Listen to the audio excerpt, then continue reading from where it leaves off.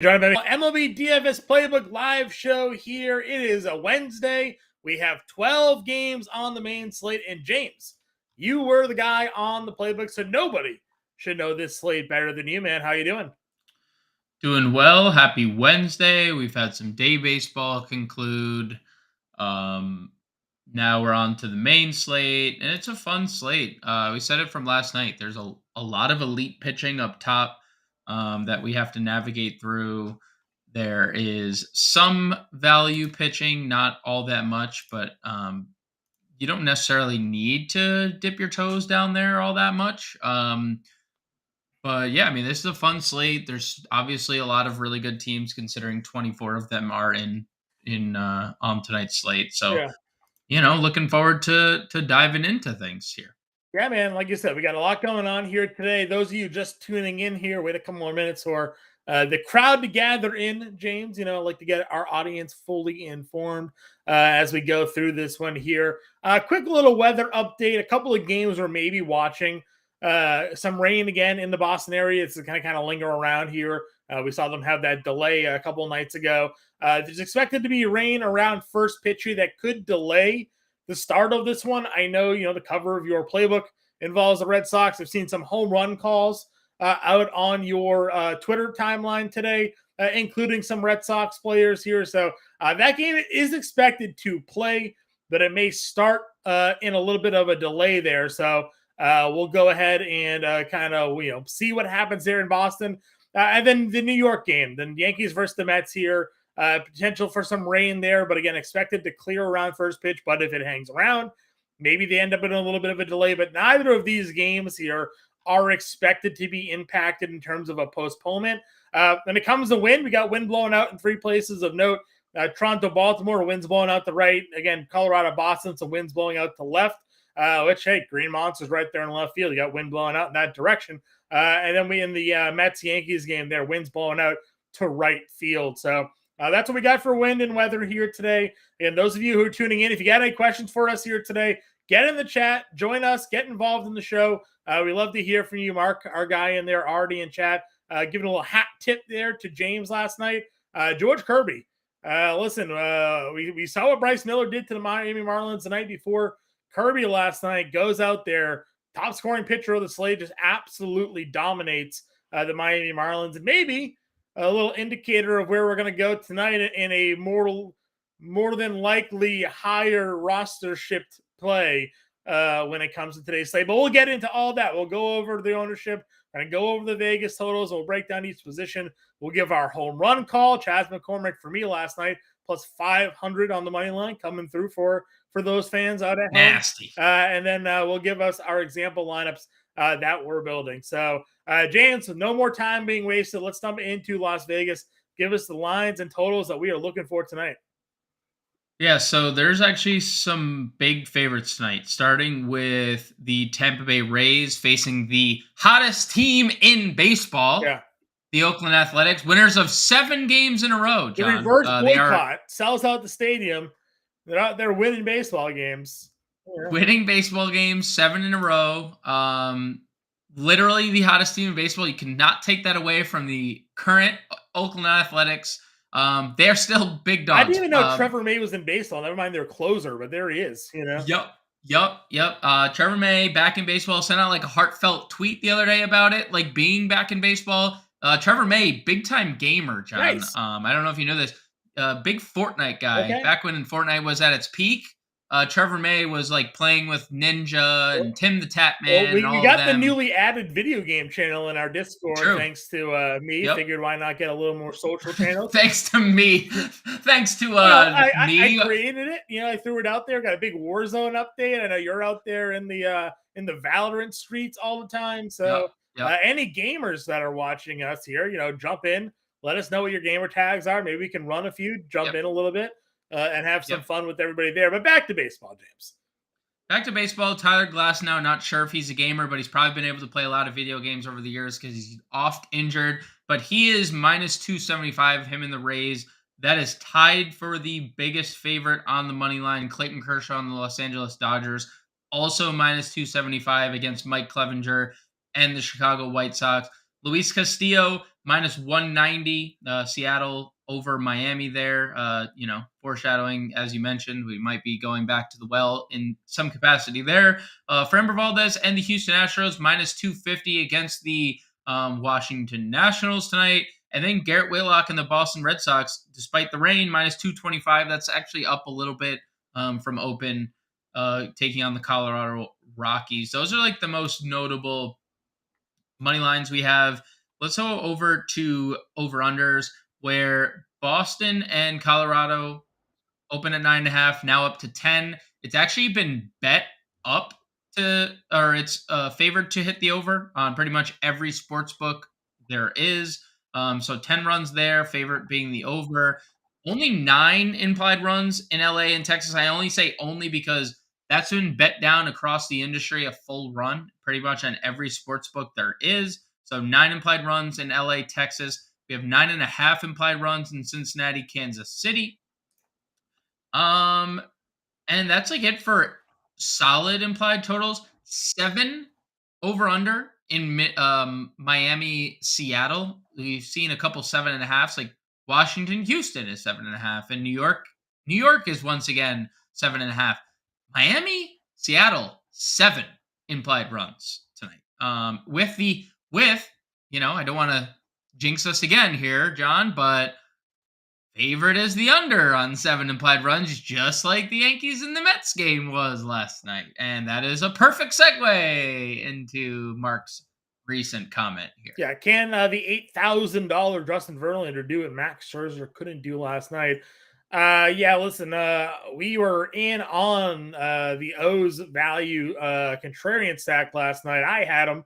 Paired him up, unfortunately, with Max Scherzer, though, in all my lineups. So almost a negative 6 fantasy points from Scherzer last night, doing me no favorites there. So let's start off with that matchup, I guess. Garrett Cole is your top price pitcher on the slate at $11K, running up against Justin Verlander at $8,000.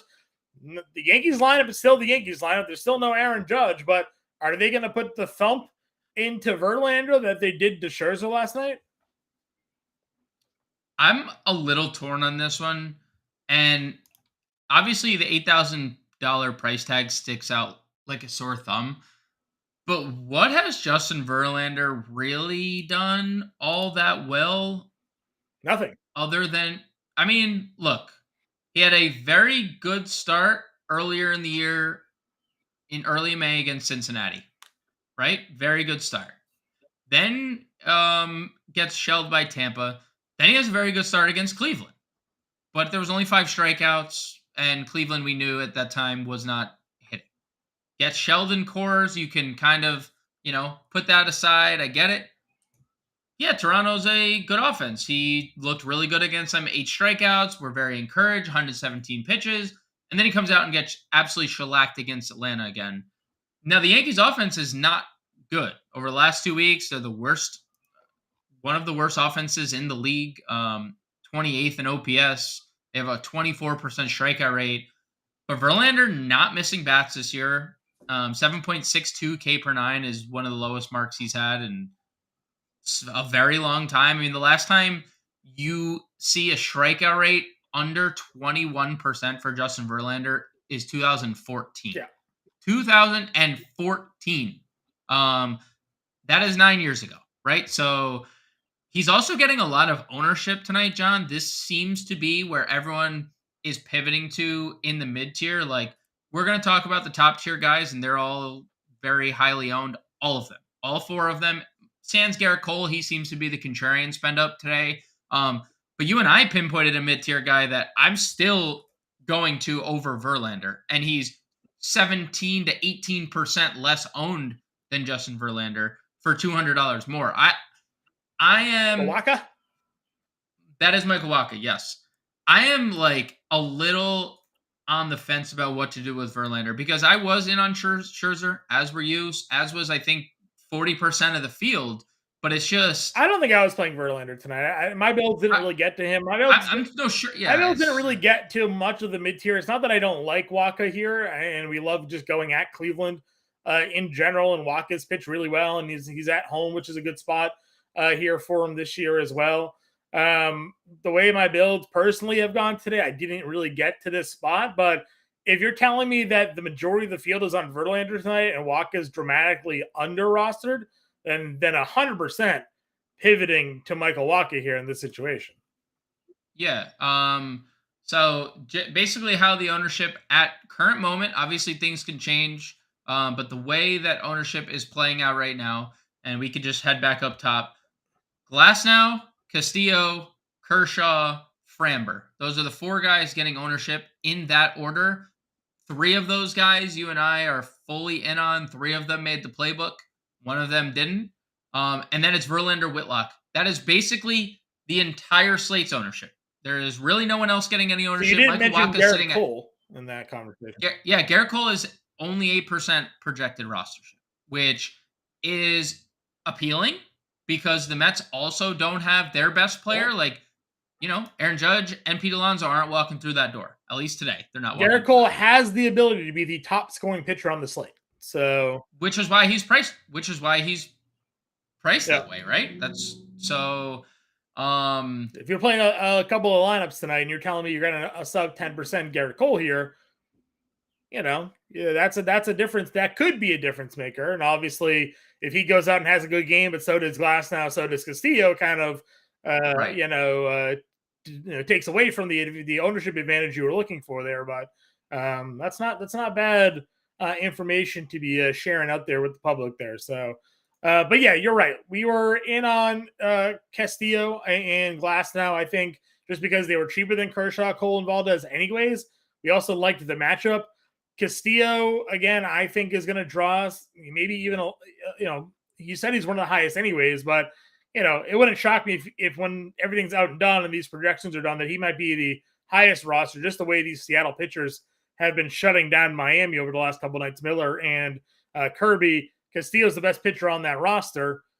Could see someone going that more in that direction than Glasnow, but both of them 1-2 for me in lineups. Yeah, I think they are 1-2. Luis Castillo at home this year has been nails. So he's made eight of his 13 starts at home this year. 4-1.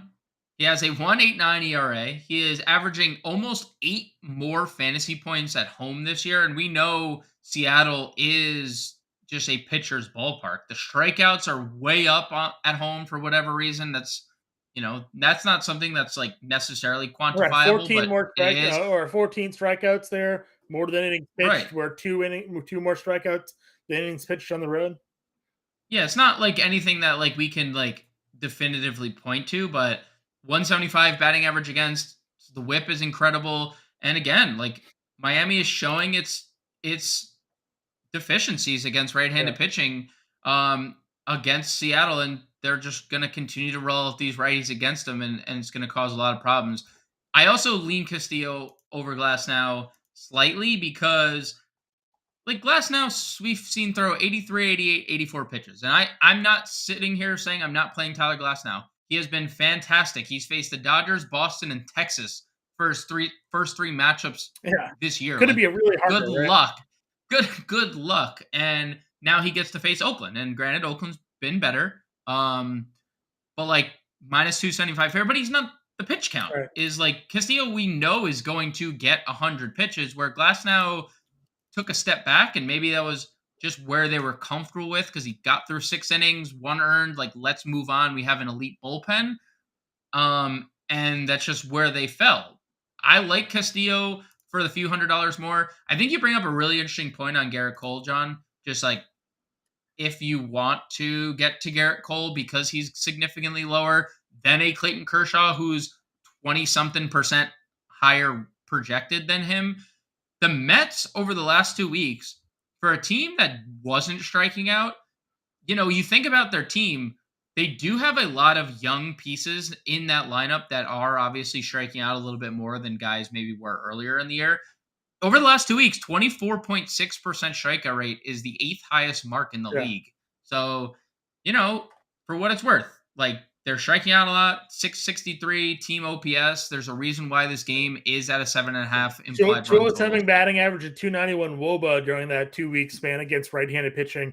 ISO is maybe the only thing you take a little bit of a peek at. It's in the middle of the pack there at Of course. 166, but yeah, they have some guys that can hit for power. But as you mentioned, they got a lot of young bats that strike out in that lineup. Then if Verlander isn't good, we could have a 7 inning, 1 earned 9K game out of Garrett Cole here tonight. So kind of what we got, a couple starts ago. So again, just throwing it out there. If you're looking to be different on a big slate like this, and no one's spending all the way up, there's definitely enough value on the slate to get Garrett Cole. Yes. There's enough value on the slate to pay up for 2 pitchers. You could go Cole and Luis Castillo. I've toyed with builds doing the same thing there tonight. We'll talk about hitters in a little bit. We talked about Waka, liking him in the mid tier. Was there anybody else under 9K before we get to the 6K guys that you like? No, it's really. I Waka think moving on down. I'm largely in that top tier. If I'm not in the top tier, I'm getting to a 3% Michael Waka in tournaments, who has a 105 ERA over his last 7 starts. And then I am kind of just taking shots on 1 or 2 guys down here. Yeah, I'll start off with my value play because it's one of those things as you do a little bit more research into the day, sometimes guys just sort of stand out, kind of pique your interest, and you're like, you know what? Maybe there could be something here in these spots. And for me, that's what Ben Lively going up against Kansas City here tonight on the season. He's got a near 25% strikeout rate. He's got a K per 9 of 9.1. He's got a decent walk rate, just 2.2 walks per 9, which isn't all that bad there. The one thing that is killing him is just the home runs. It's an almost a 19% home run to fly ball rate. That's going to hurt you at the major league level. But he's getting himself out of Cincinnati. He's playing in Kansas City, a little bit of a bigger ballpark here. And then you want to look at the Royals' numbers against right-handed pitching over the last 2 weeks, second to last in baseball in isolated power, just a 276 WOBA. And that comes, again, a 208 batting average during that span there as well. So just a team that over the last 2 weeks is not hitting right-handed pitching all that well. When it comes to strikeout rate, again, they kind of sit in the middle of the pack.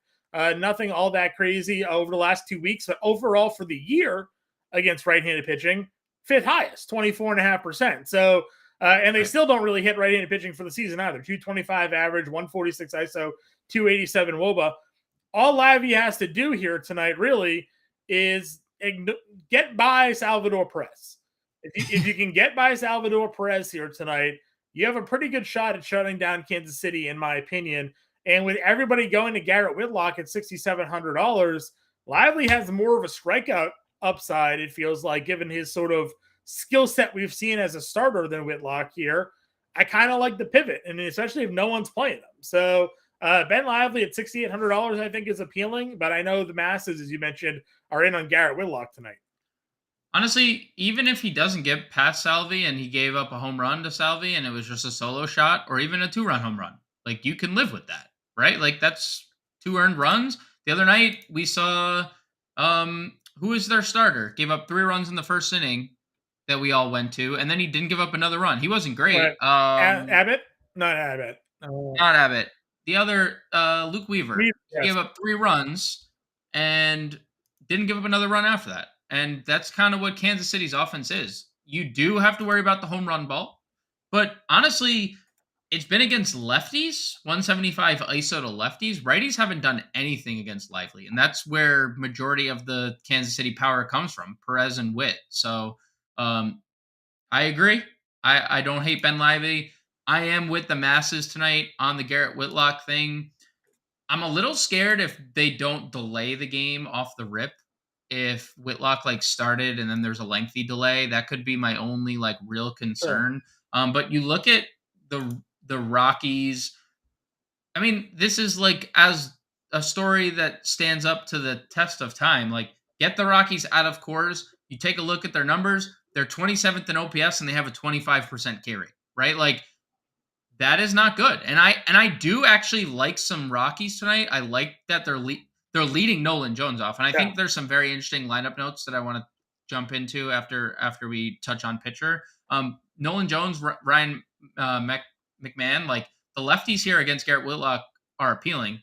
But as long as he's keeping the ball on the ground and plays that 40% ground ball rate, the Rockies are a team that has a extremely high fly ball rate. They're going to have a hard time hitting in the air against Whitlock if he is keeping the ball down. So I like Whitlock quite a bit.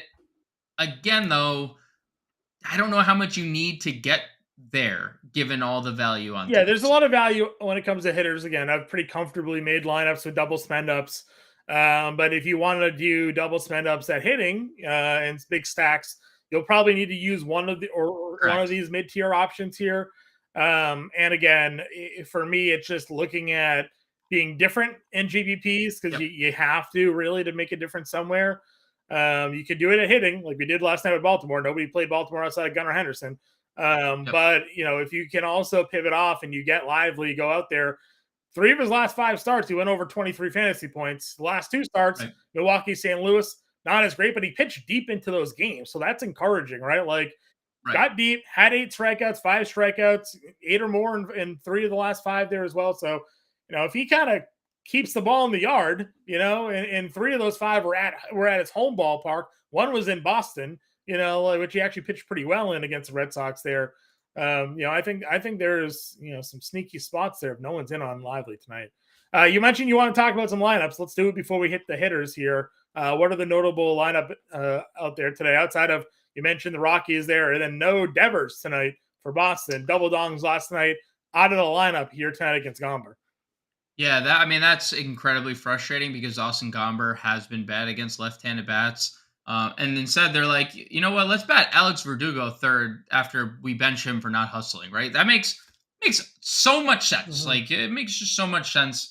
The Pittsburgh Pirates batting Rodolfo Castro seventh tonight. John is a little disappointing in my Yep. opinion. They did move Cabrian Hayes up to his spot, usually fifth. Nolan Jones leading off is another one. And I just got to say, let's have a moment of silence for Gabriel Moreno. Told you.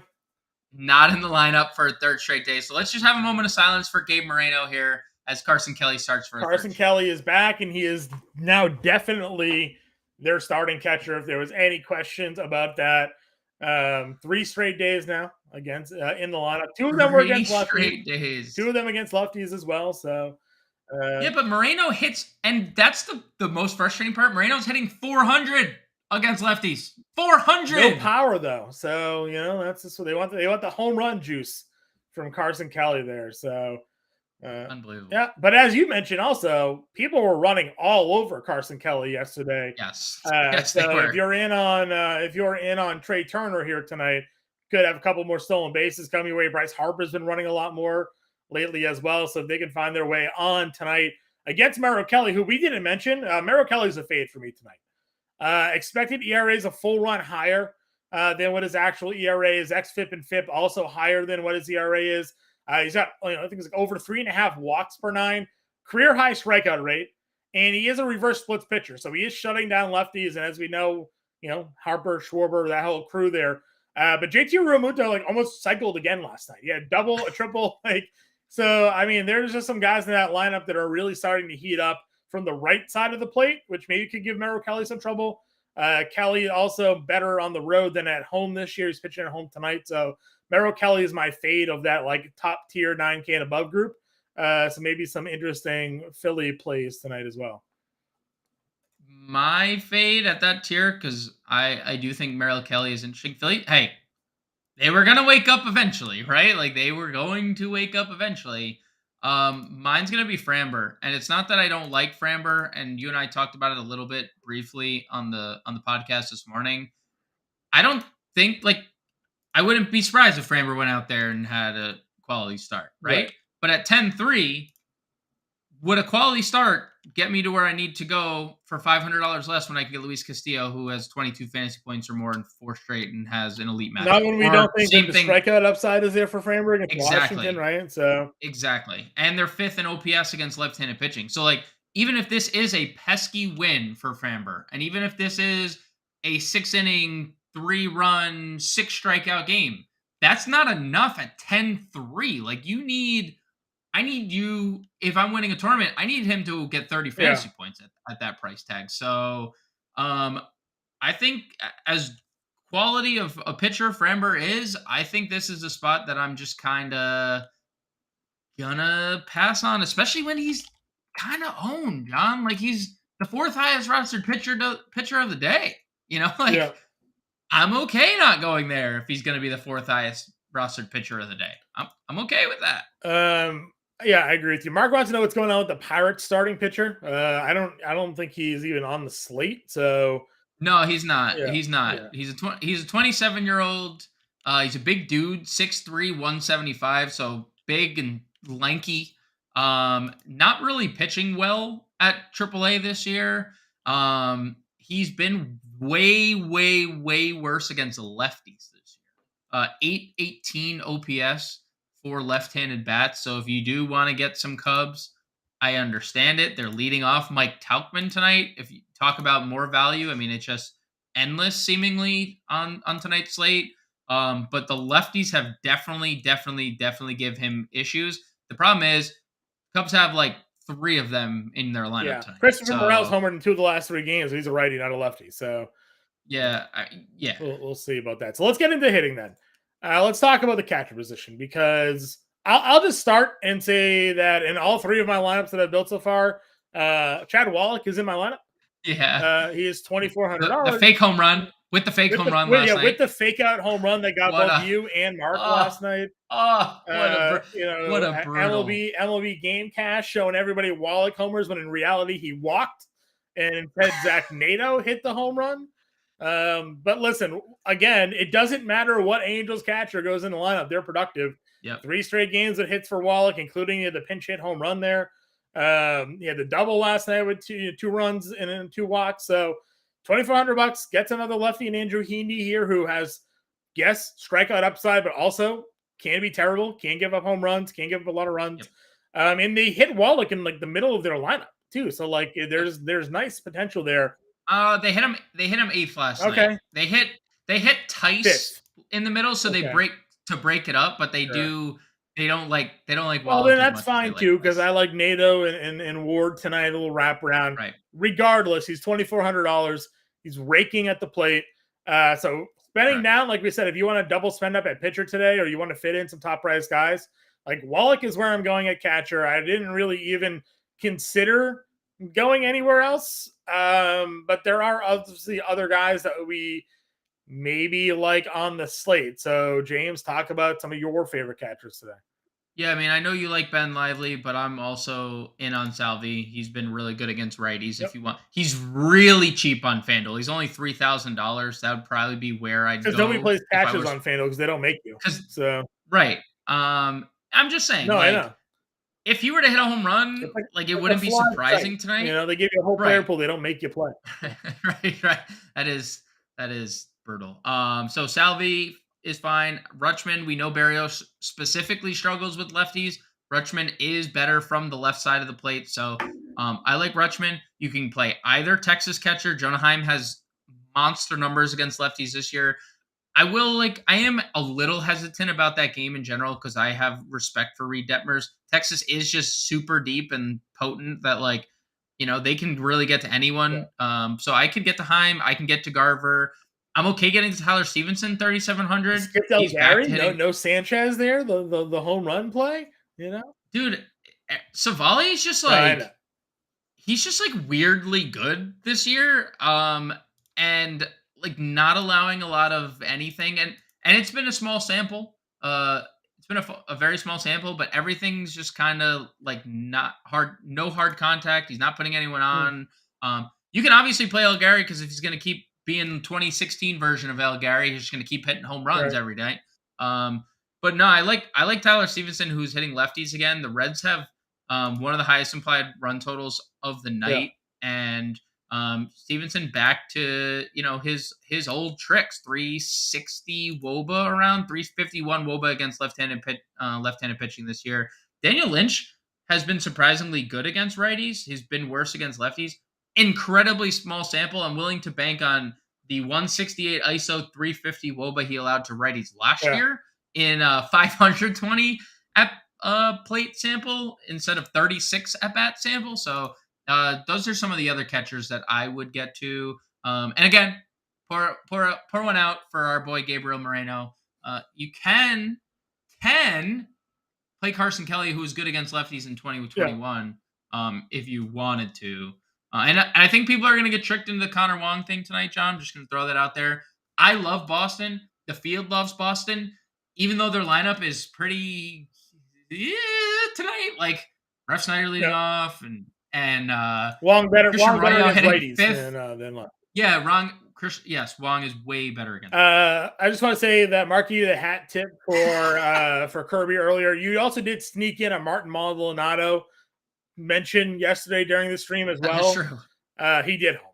So specific to power too. It was like you referenced the like, ISO. He does have lefties. a good ISO. he homered off Corbin. So good call on you there. I have no other catcher plays here though.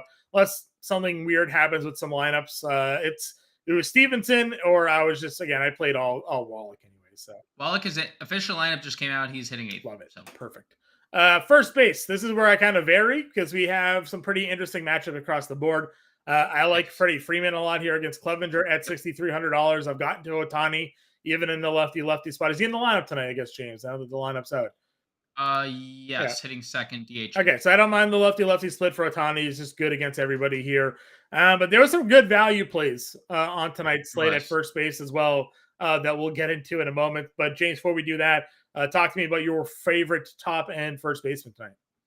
So Freeman is definitely number one. Clevenger's bad against lefties. I think the sneaky answer here is Yandy Diaz, 5,200. Luis Medina has not been good against either split this year, but he's been worse against right-handers. He has a sick ground ball rate against lefties. Righties, not so much. 43. Excuse me, wrong stat. 36% fly ball rate. 435 WOBA, 373 ISO to righties. Yandy Diaz, 218 ISO, 425 WOBA against right-handed pitching. We know he's going to lead off. I think Yandy Diaz is the sneaky answer, where Freeman is the popular answer. And then, but that's not the best tier. Right. Like the mid tier to like value tier, there's about 6 guys that I legitimately think you could play. Now, 3 of them you can play at multiple positions, so I'm very thankful for that. But this next tier at like 4,300 to 3,600 is incredibly elite. Yeah, there's a whole lot that we can get to here. Talk about your favorites. You got in the playbook. Which ones did you cue in on? Justin Turner is my favorite of the group. 3,800. He was the cover of the playbook today, and I mentioned it yesterday. Like, he is raking against lefties. This is a guy who has always been a good hitter, and even at his advanced age, because when you look up how old Justin Turner is, I feel like you'd be surprised that he's like 38 years old. 275 ISO, 426 WOBA against left-handed pitching this year. And Austin Gomber, with the wind blowing out in Fenway at 10 miles an hour, 240 ISO to righties, 387 WOBA to lefties, which also puts Tristan Casas in a sneaky spot as well, because Tristan Casas, 180 ISO against left-handed pitching this year. Just going to throw that out there, a little tidbit. I love Nolan Jones, 3,900, and I primarily love that he's leading off. Like, this, it couldn't be better. He's hitting for power. He's stealing bases. He has an 1,100 OPS over his last 10 games. And Garrett Whitlock has struggled against lefties. Like, that's been where he's getting beat. 271 ISO allowed, 358 WOBA allowed to left-handed bats. So Nolan Jones is another one. You can definitely play Spencer Steer if you're playing Cincinnati stacks, hitting in the middle of that lineup. He's hitting lefties well. You can definitely play Christian Walker, who is starting to find his stroke, although the power has like evaded him, but he has 4 doubles in his last 3 games, along with a 350 average. And then Luke Raley, who is 3,600, another Ray, just absolutely torching baseballs right now. He has torched righties from the start of this year. Could see him hitting right in the middle of their order as well, maybe even second. We've seen. I know Wander was out of the lineup yesterday, and that's why we saw Raley hit second. But why wouldn't you want a guy hitting 344 over his last 10 games near the top of the lineup? 308 ISO, 398 WOBA against right-handed pitchers. Yeah, I'm with you there. as well. And then even more value, Connor Joe's at $3,400, Yep. a guy that hits left-handed pitching really well. Emmanuel Rivera at $3,400, a guy that hits left-handed pitching really well. Kevin Newman's first and third. Go look at his splits against left-handed pitching. Yep. He's hitting the lefties really well at $2,900. Ryan O'Hearn, the key to our lineups last night. You mentioned one on fire, two. That's Montero. We want O'Hearn. O'Hearn homered again. 382, 1227 OPS, 3 homers last 10. You mentioned Berrios and his struggles against left-handed hitters. O'Hearn just $2,800 on this slate. We laughed at Bowers leading off. He's leading off here again. He had an RBI and 2 and a hit last night. So could find him at $2,600. You know, there's just a lot of potential here as we work our way down the list at first base.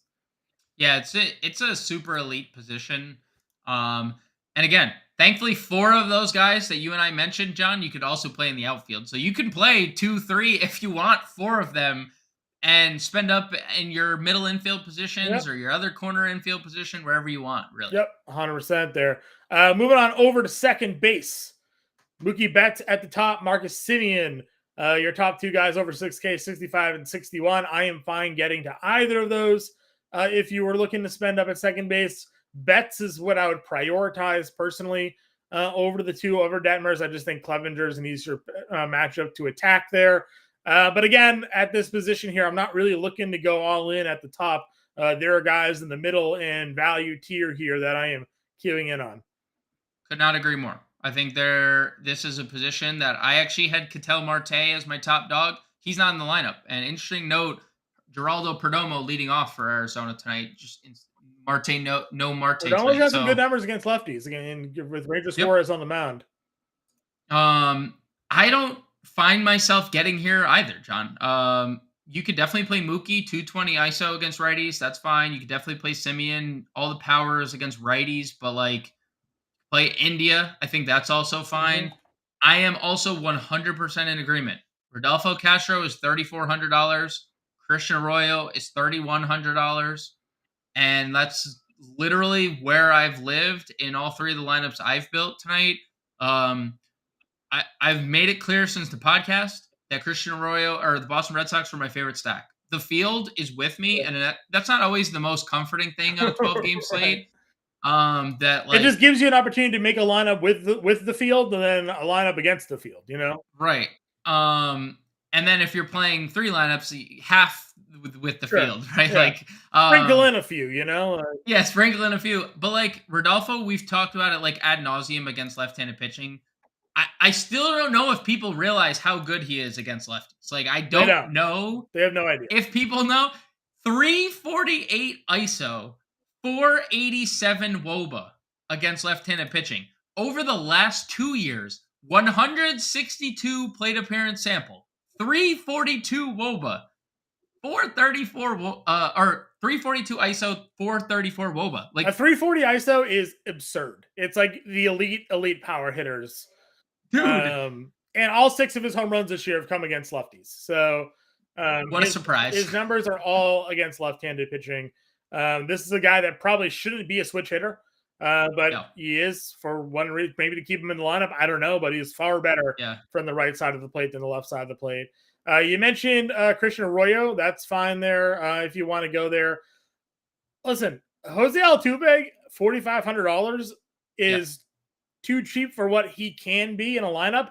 And this year, we talked about it yesterday. Mark brought it up. You know, can he recoup to being a good against lefties?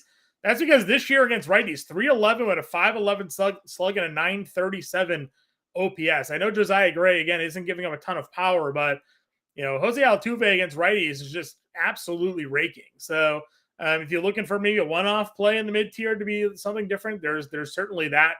And then Mark, I think, is just pulling at my heartstrings. There's Kevin Biggio with the 1% dart throw. Always, Mark. Back-to-back games with a home run for Kevin Biggio here. James. Primed for an 0 for 4. Primed for an 0 for 4. So I can always throw the Kevin Biggio $2,200 play out there. Will not push back on you on that one there. Any other second baseman for you? No. All righty. Go to third base. BZ, we see your question. We'll touch on it in a moment when we hit out the outfield. So stick with us here, my guy. We'll answer that one in a question in a second here. Third base. We got Ellie with dual eligibility, and we got Gunner as with dual eligibility. One of those two is the cover of our show today. One of those two was your star play of the night, user value play of the night. I forget if he was your home run call of the night or not, but basically, Nah, he wasn't. we were all in on Gunner. The field was all in on Gunner. He was 37% rostered, but he also did not disappoint. 3 for 5, No, he did not. straight game and home run. He had a grand slam. The Gun Show.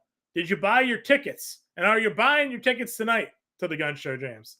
I'm buying my tickets every night at this point. Why? I mean, I said it about Corbin Carroll yesterday. Has anybody gotten Gunnar Henderson out over the last 2 weeks? Because I don't think so. I mean, 4 straight multi-hit games, home runs in 3 straight, 4 of 5. He has, and the one game he's like, nah, I'm not gonna hit for power. I'm just gonna swipe 2 bags tonight. Right. Like, he can do no wrong right now. We can say it again. Like, and I'm not just saying this because we called Baltimore correctly last night. So why don't we just do it again? Well, why don't we take a look at Jose Barrios once again against left-handed pitching? Another, weak spot for a Blue Jays pitcher. 178 ISO, 358 WOBA allowed.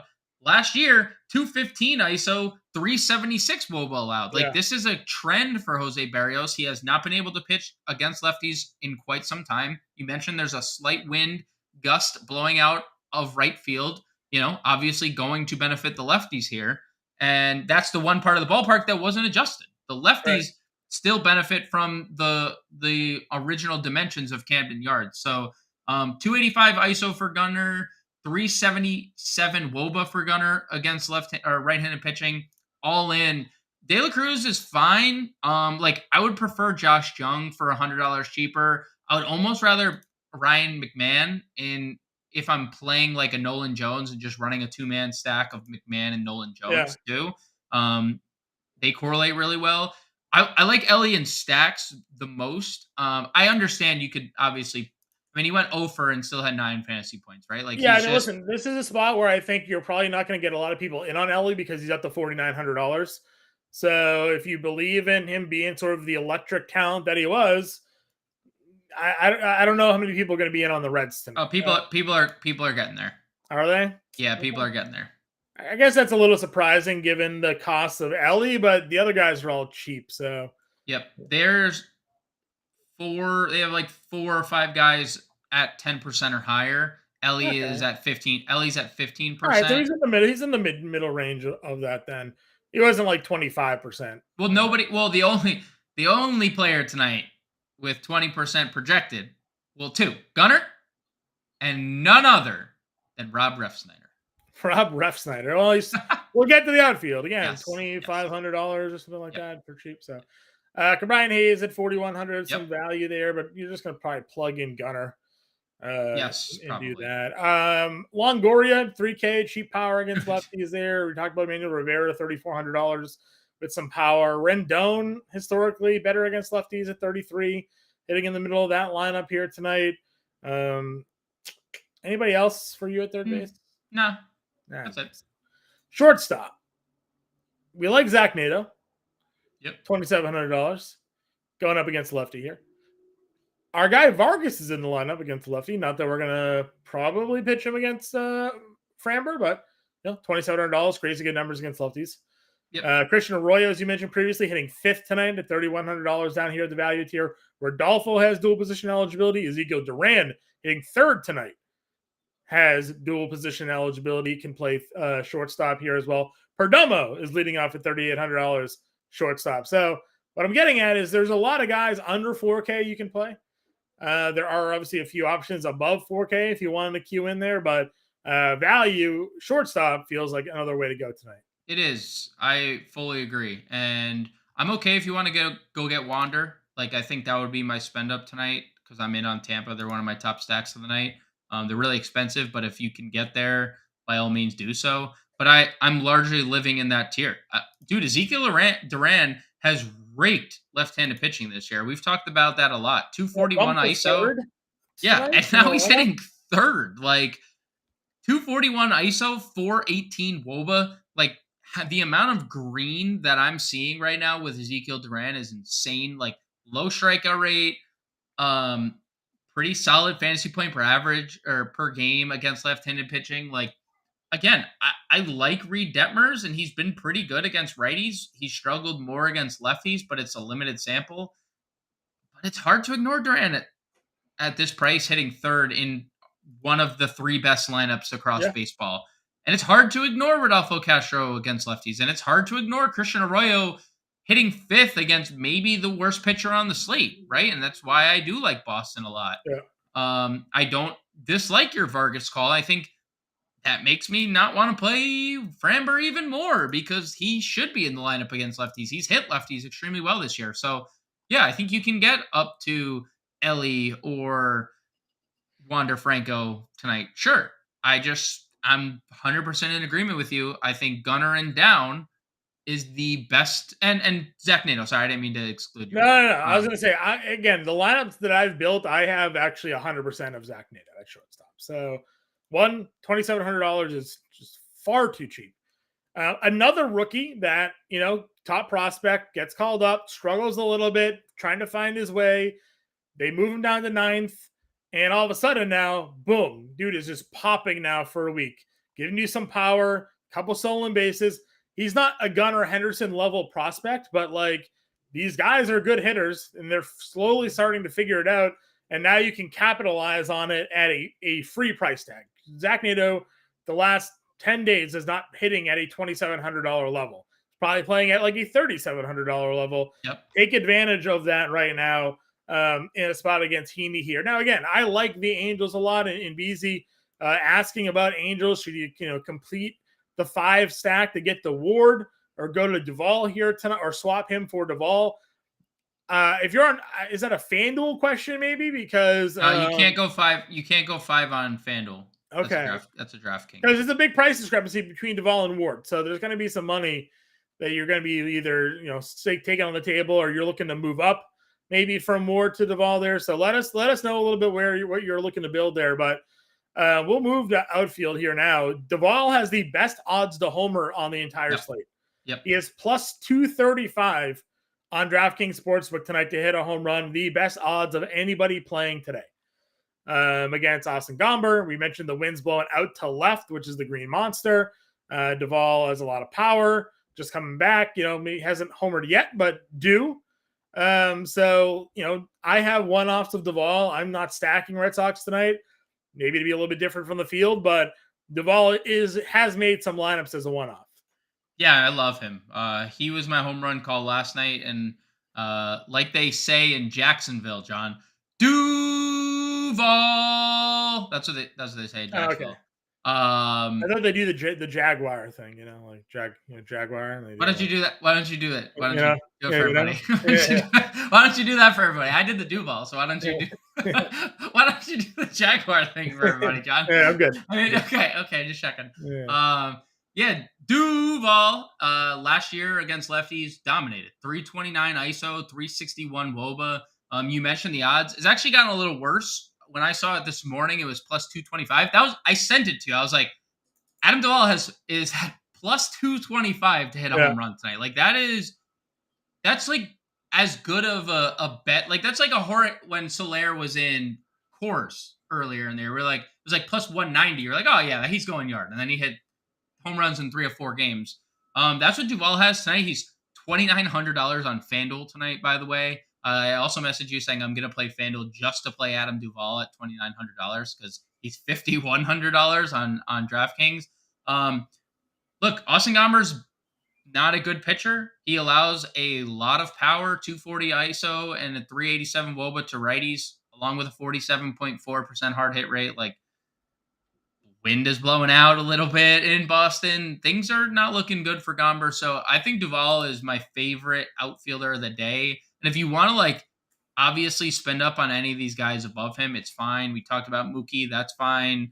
Like Soto is good and Trout's good. And, if you want to play Randy Arozarena, righties have given Medina the issue. Adola's actually had a good home run number as well today. So if you're looking for some power there, Adolis could be an option for you also in that 5K range. Yeah. If you're playing again, if you're playing that game, I think the guy hitting fourth against Detmers makes a lot of sense. I haven't gotten there all that much. So if you wanted to get to Garcia, that's fine. I prefer him in a stack though, not as a one-off. 100%. You got an admirer here, James. Our guy Kyle Williams in chat. James, you're so handsome. Thanks. Appreciate it, Yeah. Kyle. Yeah. You're not, but all good. Oh, bird. Oh, Oh. Kyle, you just missed John do a Yeah. Jaguar. Jaguar. Mid-tier, guys. Mid-tier. Who you in? Who you like? What are you doing? Where you at? I like Josh Lowe quite a bit, and it's going to be like kind of a trend of today's show. Like I like Tampa Bay, and I know Lowe's kind of slowed down a little bit after just kind of a torrid start, but he is one of a handful of people that are currently sitting with double-digit home runs and double-digit stolen bases on the year. And right-handed pitching has obviously been where he's made his mark. 249 ISO, 383 WOBA, and with a righty on the mound, obviously the stolen base equity is there for him as well. You can get to McCutcheon if you want. You can play Spencer Steer if you want.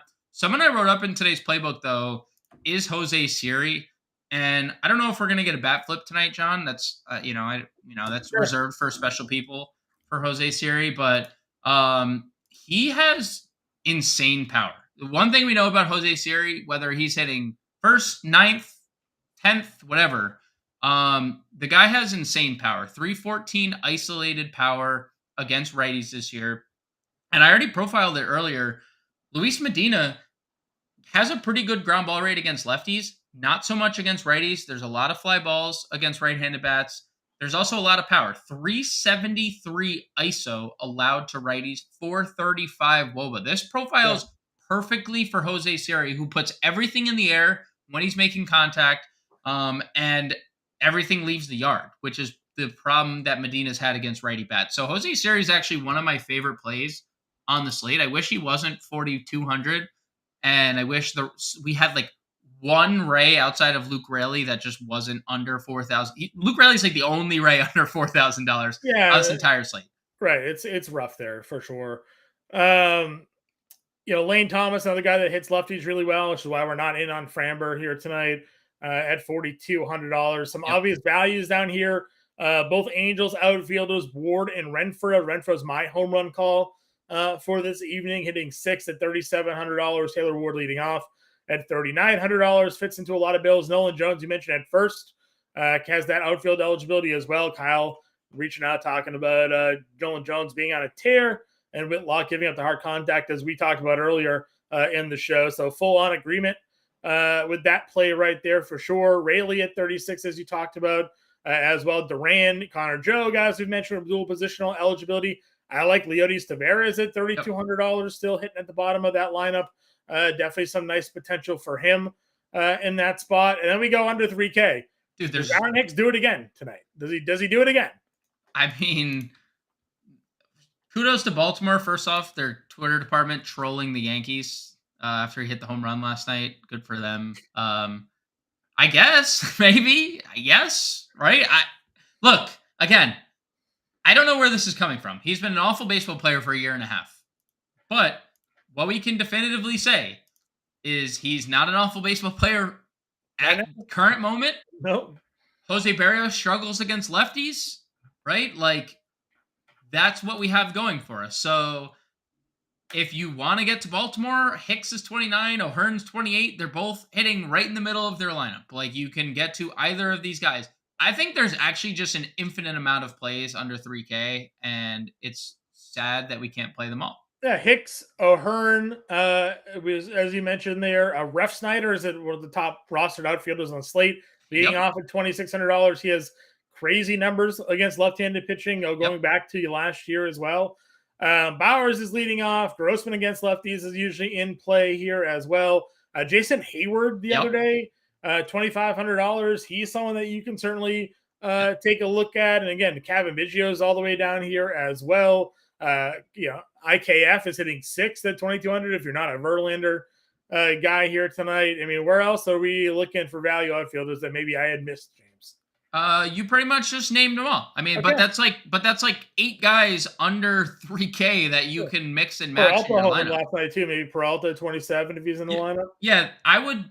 The only reason I'd lean Hayward if you're playing one of the two is Hayward has seemingly is untouchable. Like they're gonna play because he's an elite outfielder too. Like they're gonna play him in the field where they pinch hit. Even Peralta homered and they still pinch hit and for defensive replacement later in the game. So that would be my only worry about Peralta. Him and Hayward have both been really good, but Hayward, talk about someone with monster numbers, and he's going to hit in the middle of their lineup, especially with Muncy day to day. 257 ISO, 373 WOBA against right-handed pitching this year. And Clevenger, where he has struggled specifically, lefties. 239 ISO, 347 WOBA. So I'm okay getting to Peralta. I just think Hayward has been infinitely better against right-handed pitching this year. Yep, I'm with you there. And then Josh Jung, you asked about lefties against Jung. Yeah. Always a play. We're definitely like Texas here tonight Yep. as well. Probably a little bit of a contrarian stack there. James, give me your Grande's gems here. We got a couple more minutes. We got to make a lineup for the folks still. So home run call to no surprise, Duval, Adam Duval, and Boston Red Sox. I'm just eating the chalk as my top stack. I am gonna go with the Boston Red Sox as my contrarian stack tonight. I'm going back to the well with Baltimore. I teetered with that between them and Tampa. I think if you have the money, you get to Tampa. If not, Baltimore's obviously your cheap stack. Because none of them really cost all that much. I mean, their best player is $3,600 for crying out loud. My MVP or my top play of the day. I mean, how can I not just? I mean, I'm going to go Justin Turner. I'm going to stick with the Boston theme. I think he is going to be one of the higher rostered players tonight. I think it's going to be a tough spot if you don't have him. And then my value play of the night. It's hard not to go one of these outfielders. I'm going to say Jason Hayward as my top value. You know what? I'm not going to be stupid here. I'm going to go back to Gunnar Henderson. Okay. I'm going to go back to Gunnar. I was going to say, I'm shocked you're not going Gunnar there. Home run call for me. We're going Rodolfo Castro. We're going to ride it out. Rodolfo home run. I also put Hunter Renfroe out on your Twitter. So both of those guys I do like here. My top stack of the day, I'm going to go with the Dodgers.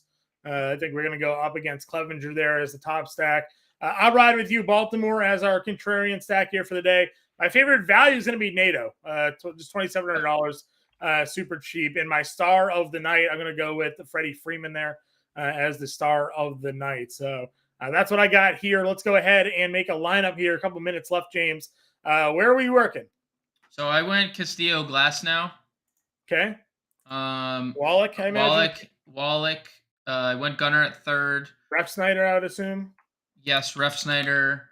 So our dilemma is gonna be you want Freeman, I want Justin Turner. So if you want to win out, you got Castro in at second, right? Yep, Castro at second. Nato or Duran at short. We have infinite amount of money if we go NATO. So I mean, I don't care. We got 5,300 for first baseman and 2 outfielders. Yeah, we'll go Turner, and then we'll just spend up Duval. Yeah, we're gonna have like $7,100. That's where I'm currently sitting. Okay, we'll go back to Mookie then here. Yeah, we don't need to play Ref Snyder. Yeah, we could do Mookie. Perfect. Yeah, $600 left over. So one off Mookie, Castillo, Glasnow, Wallach, Turner, Castro, Henderson, Nato, Ref Snyder, Duval, and Betts. If we wanted to get coordination with the Angels, we could just go Ohtani here. Give us an 8-9-2, little 8-9-2 stack there. So why not? So we'll flop in Ohtani there. So there's an example lineup for everybody. Get in the Discord there. We'll be in there till roster lock, fantasy.com/all-pro. Promo code MLB50 saves you 50% off the first 6 months. James and I will be in there. You get access to our premium Discord and all content we put out on site. And we have a 7-day free trial included in all of that as well. James and I will be back tomorrow.